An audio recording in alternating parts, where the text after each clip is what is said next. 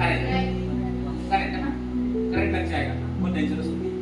ऐसे ही देखो यहाँ पे आपको पता है, यहाँ पे मेरे पास इलेक्ट्रिसिटी पे काम करेगी तो आपको काम करना है केयरफुल रहना। और तो ये हाई वोल्टेज पे काम नहीं करेंगे, हम लो वोल्टेज पे काम करेंगे, फिर भी केयरफुल रहना। केयरफुल कैसे रहना है? बैटरी खराब नहीं करना है, बैटरी का मिसयूज नहीं करना है।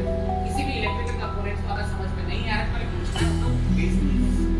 इलेक्ट्रिसिटी बेसिकली दो टाइप होती है, एक होती है एसी और एक होती है डीसी। एसी करंट कहाँ होता है?